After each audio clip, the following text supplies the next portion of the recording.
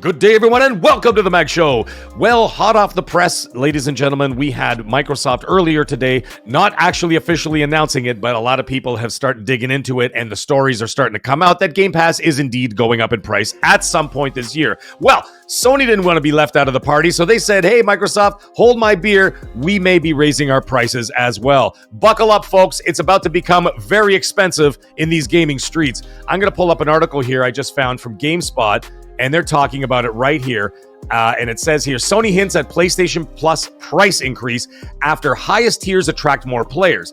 I'll just read a little bit of this article here. Sony has shared a new report with investors that touts PlayStation 5's marketplace gains and the continued expansion of PlayStation Plus subscriber base. The latter has been so successful at adding users at the highest subscription tiers that Sony is already considering a price increase for PS Plus to, quote, maximize profitability. Great, thank you very much. Now, Hideki Nishino was at a fireside chat. How charming. And his quote right here says, quote, the PlayStation Plus service offers great value for our players, and we will continue to add more value and adjust our pricing, means screwing the customer, strategy in a dynamic way, which means screwing the customer, to maximize profitability. That's what Nishino said earlier today. Now, I have some thoughts on this situation, and let me get into it.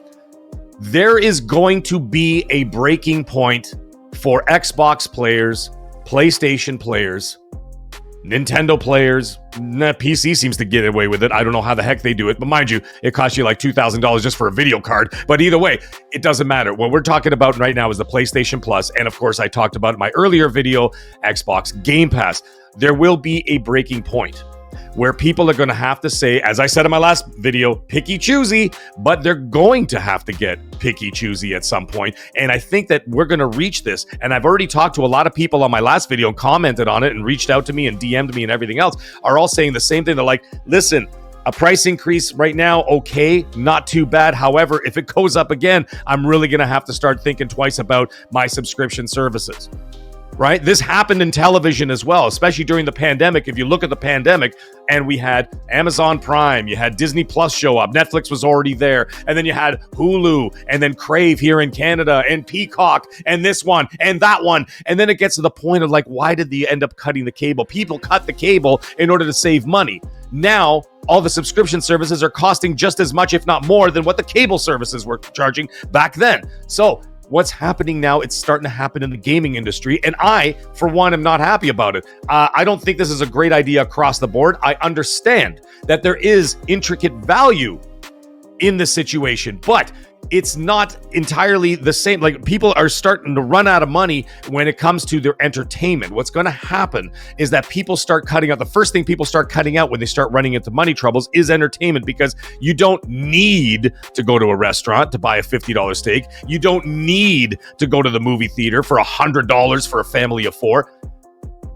People do it because they have that expendable income. But that expendable income is going to start running out at some point. There's going to be not a crash. I'm not one of those guys who's going to say there's a video game crash coming. I really don't believe that. There's always this industry is making billions of dollars and they're doing incredibly well. But there is going to be a point where people are going to start pushing back. And I think that here, even with the PlayStation Plus, this is going to be a harder sell than, for example, Xbox Game Pass. I will tout Xbox Game Pass as being the better value because you are getting those games day and date in that service, whereas PS Plus, you are not. Right? So if you look at this fall, for example, actually, never mind this fall. Let's talk about July and on. You're getting Tony Hawk's 3 and 4, fantastic. I played the demo on the Xbox. I thought it was great. Just reminded me of being back in the 90s and then in the early 2000s. But then you've got Call of Duty. Then you've got Ninja Gaiden. Then you've got Outer Worlds 2. You could play all those games day one in Game Pass. Whereas PlayStation Plus, they gave me Dragon Age Veilguard. I'm not even sure I really wanted it, but I downloaded it anyway. But it doesn't matter. Right now, they got NBA 2K25, whatever the heck. And then, but you know, like that's great and all. But I think, like I said, there's going to be a breaking point, especially if you're not offering games day and date, which they never will. Let's face it. Sony will never do that. They are successful enough to not have to do that. And you can see right here where they're talking about their top tiers or top selling. But here's the thing. How long is that going to last? Because if you start raising that top tier to a price that starts becoming unaffordable for the customer is going to start moving back down and saying, okay, what do I really need? What's really prudent for me? I'll go buy Call of Duty for $70, and then I'll get the lowest tier, which is called the Essential. I hate the names of the stupid thing, by the way. It's so confusing. But either way, the Essential, which costs $80 a year, and it'll give you the access to be able to play online with your friends, which is, at the end of the day, what a lot of people are buying these services for. I don't know that many people who are subscribing to PlayStation Plus in order to just get the free games every month.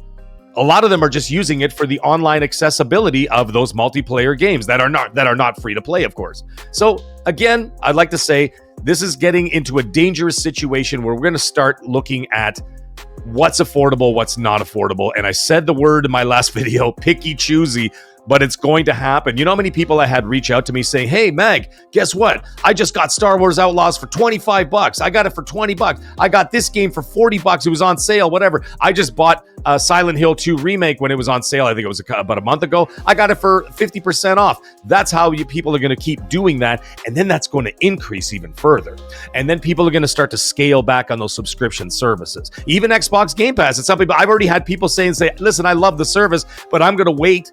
As I had already predicted, I'm going to wait till 2 or 3 games are in there that I really want to play, and then I'm going to sub for 2 months and then play all those games because I can't afford to support Game Pass during the months where I'm not getting the games that I don't want, right? I understand there are hundreds of games in there, but not everybody is going to play all those hundreds of games. A lot of people are just waiting for those new releases. And so you're going to see, like I was saying, customers to be a lot more discerning as to how they spend their cash. But either way, not happy about the Xbox Game Pass price going up, and I'm definitely not happy with PS Plus going up in price. I think I will start looking at getting into the Essential category just to be able to play online with my friends. But anyways, I want to know what you think in the chat about both companies seemingly raising their prices on their subscription services. Anyways, everybody have yourself a wonderful day and stay magnificent.